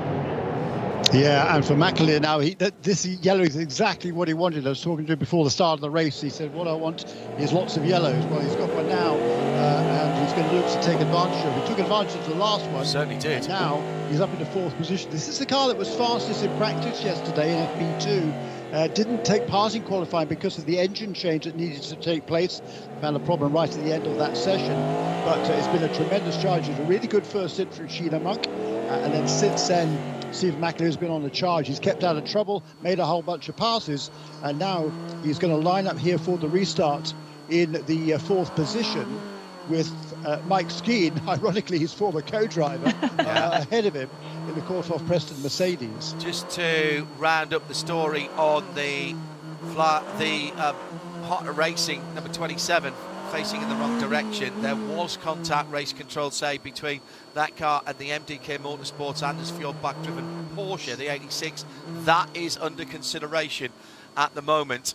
They are looking at the evidence there to see if any penalty needs applying. Behind the Acura safety car, as the time counts down, they're coming down to 10 minutes. It'll be under 10 minutes next time around. Just look at the order in GTD car of the cars, John. So Lexus leads, then BMW, then Mercedes, then Acura, then Ford, then Chevrolet, then Porsche, then Mercedes, and then Lamborghini. That's 9 in a row, isn't it? They're all different. Yeah, absolutely. Yeah. Something just changed. What just changed? Lexus, BMW, Mercedes, Acura, Ford, Chevrolet, Porsche, Mercedes, Lamborghini, or 2 Mercedes in that case. But yeah, 8 out of the top 9 are all different. That's pretty remarkable. So what changed was, well, we had a swap around at the front and then they've swapped back again for a moment.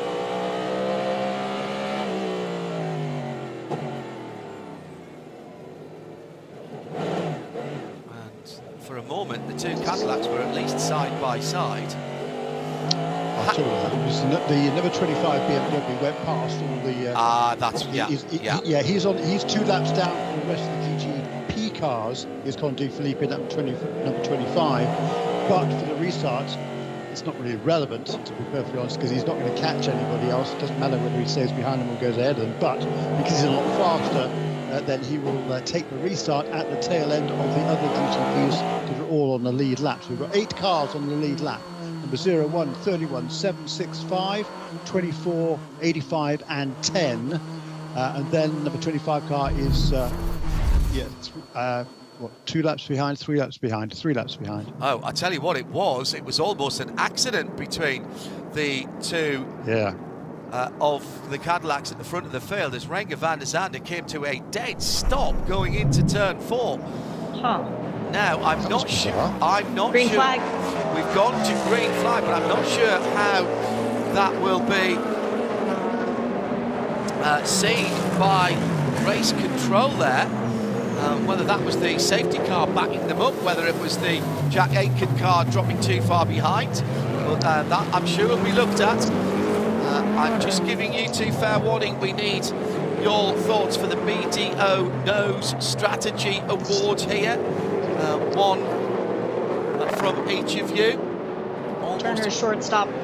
Yeah, there's a couple of people who have made that time up. The Cadillac that's leading as well.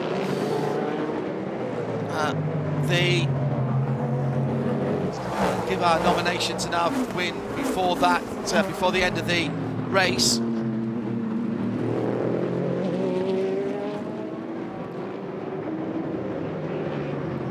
So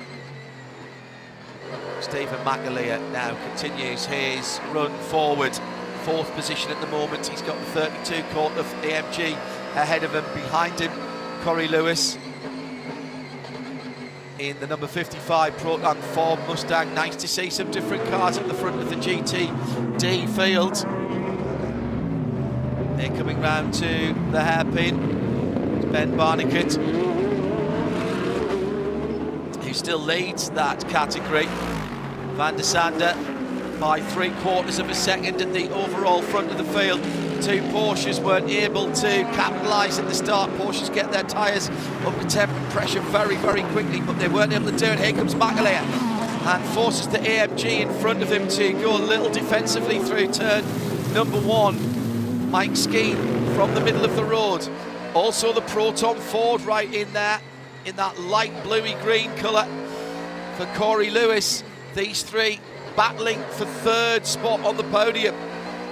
The leader just a little bit too far away at the moment, but Robbie Foley's not that far away. So 2nd, 3rd, 4th, 5th and 6th going round turn number 6. As I say it, they take the left-hander. 6 minutes to go. The leaders at the hairpin. 2 Cadillacs, 2 Porsches. 3 Porsches with Jimmy Bruni in 5th position. He's right there.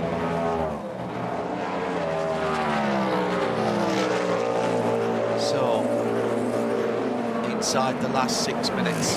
Jeremy, your thoughts on the BDO Nose Strategy Award? Yeah, I mean, it's all about strategies. In terms of drives of the race, I'd have a couple of different candidates perhaps in GTD, those being Stephen McAleer and Corey Lewis. But it's all about strategy, isn't it, this award? So It is indeed. It has, I think, yeah, Turner Motorsport will be the pick for me in GTD. Well, that looks like we may have a winner there. We've got a couple of minutes before we have to pass over to the adjudicator. So, Cadillac Racing from Whelen Cadillac Racing, from Porsche Penske Motorsport, ×2 from Proton Competition Mustang Sampling.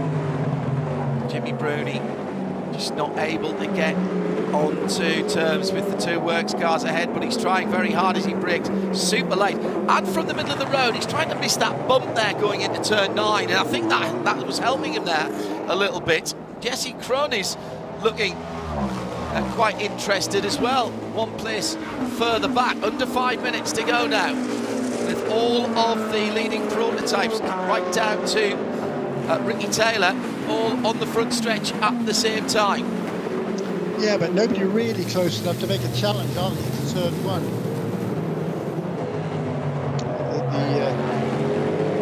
It was interesting to watch after the spin that Richard Westbrook had, that he had a little while ago. He was hit by number 10 car, wasn't he? And for which number 10 car got a penalty. And that number 85 Porsche has been fast, but he was able to make up that track position again.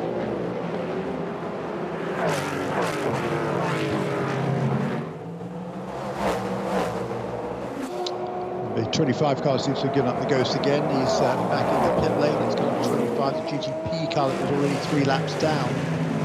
So up into 9th place overall again goes Ben Barnicott in that number 89 Lexus that's led pretty much the whole distance in GTD. It's been the class of the field all weekend long.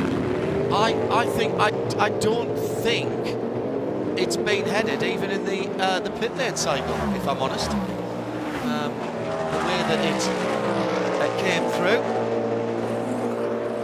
What do we reckon, Jeremy? 2 more laps, maybe 3 actually, from here. The two Cadillacs seem to have it under control at the moment. Can Jack Aitken make Renger van der Zande's day a little less happy? They're coming up behind the number 86 Anders Fjordbach MDK Motorsports Porsche. Which served a drive-through. It did get its drive-through, did it? Excellent. Yep. For the... not excellent, sorry. Thank you for the information. Stays well out of the way. That was for the contact with Spencer Pumpelly in the Harton racing car at turn 6. So that has served it and dropped through. I get the sense that Jack Aitken is lining something up here. He's closer than he has been for a couple of laps. 2.5 minutes to go. It's a minute and 14 lap.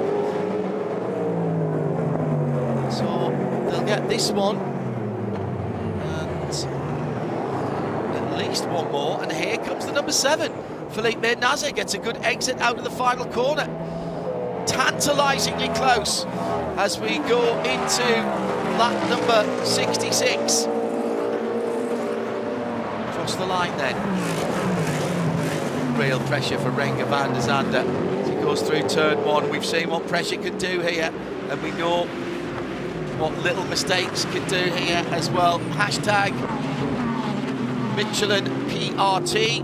Your questions, points arising, or observations for post-race tech, please, which will follow directly this broadcast over on RS2, or remaining on RS2 if you're listening to us. From race control, 2 laps to go for the leaders. Onto Seaside for the penultimate time. Where is the battle? We've still got pretty tight scrap going on for 2nd, 3rd, 4th, 5th on down in GTD. Just doesn't seem to be the performance differential at the front of the field as the white flag is in hand and waving here at Long Beach. For the leaders, nobody can get themselves into a position to make the pass, Jeremy. They can't. I think Van der Zanden's driven a really fine race in this number 01 car after Sebastian Bourdais did the job in the first stint. They didn't take on tyres, did they, the number 01 car?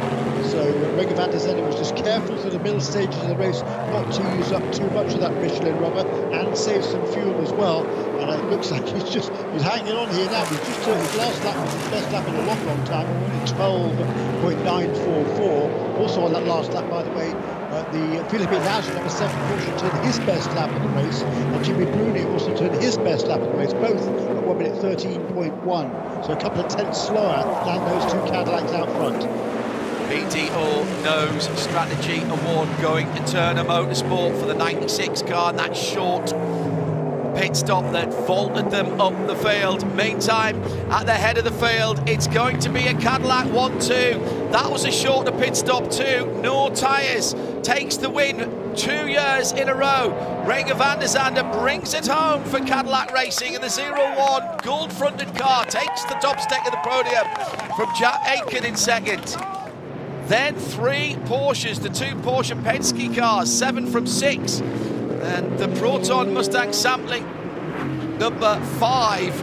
So 7, 6 and 5 in 3rd, 4th and 5th. Jesse Krohn for the remaining BMW rounds off the top 6.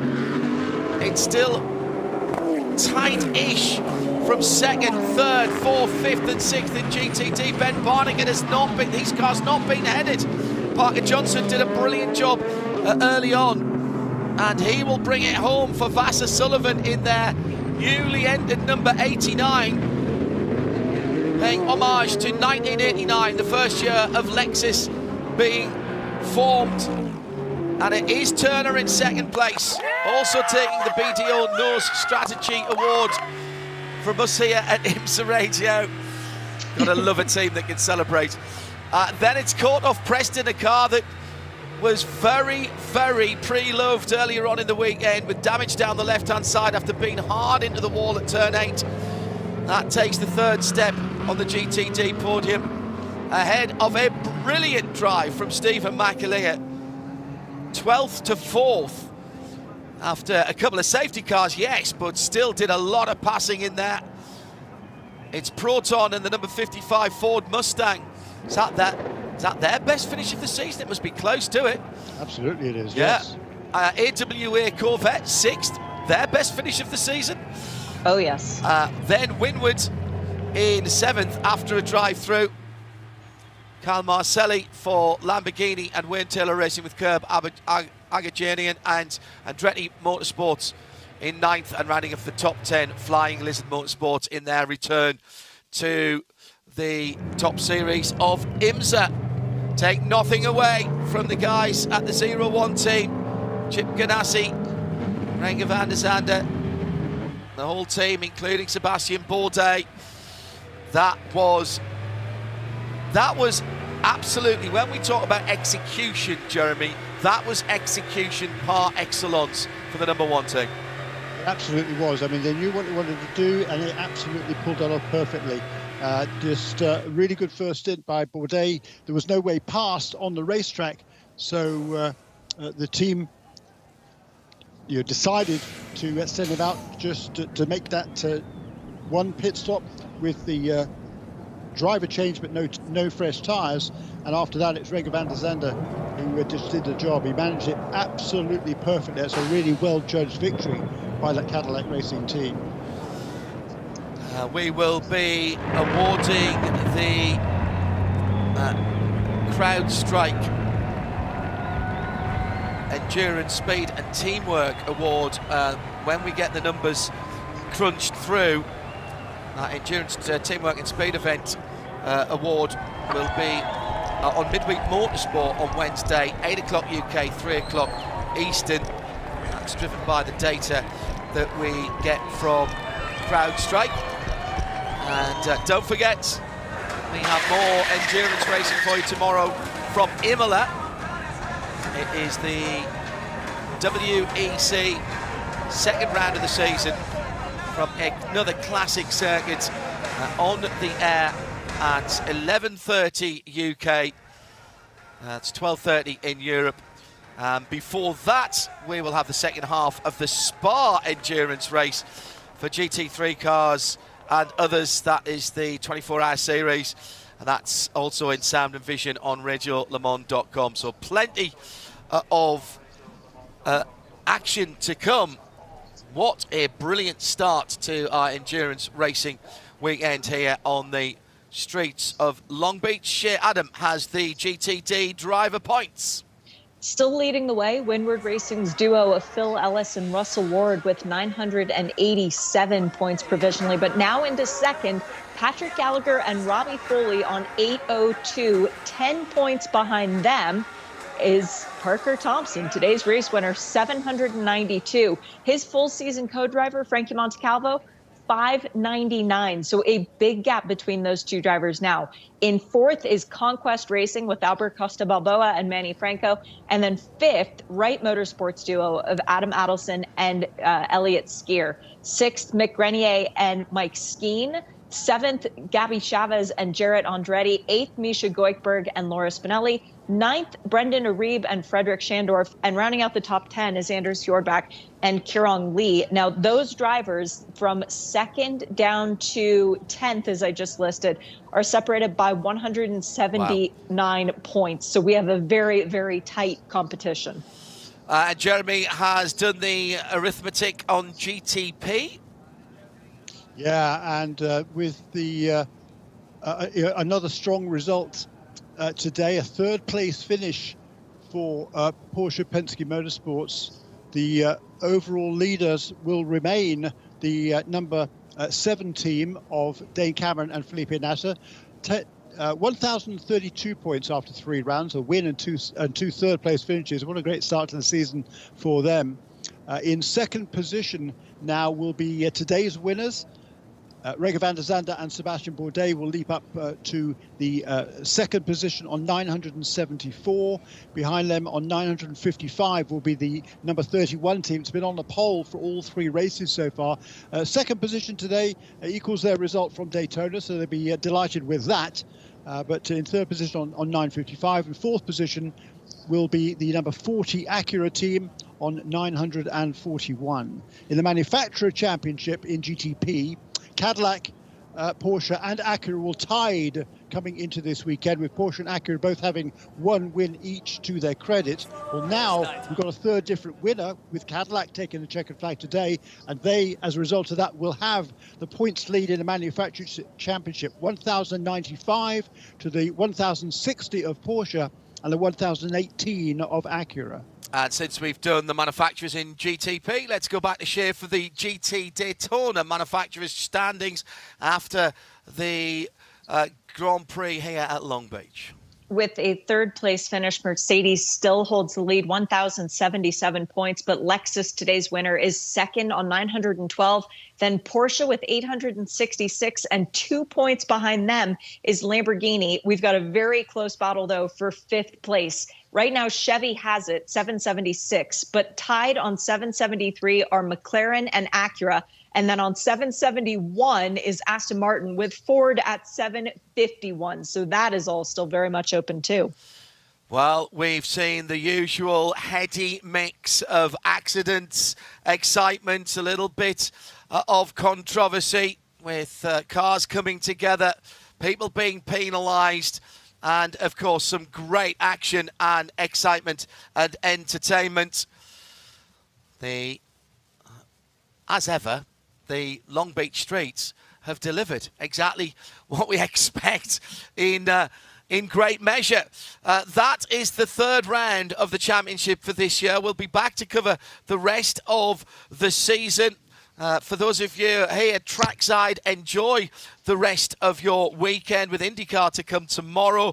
We're going to step away from the PA and the world feed for this race, and saying please join us next time out for the IMSA WeatherTech SportsCar Championship. And don't forget, we've got Spa Endurance and Imola World Endurance Championship tomorrow on radiolemans.com in sound and vision. Jeremy Shaw and Shea Adam joined me in the Porsche for our Porsche keys to the race, the Michelin Countdown to Green.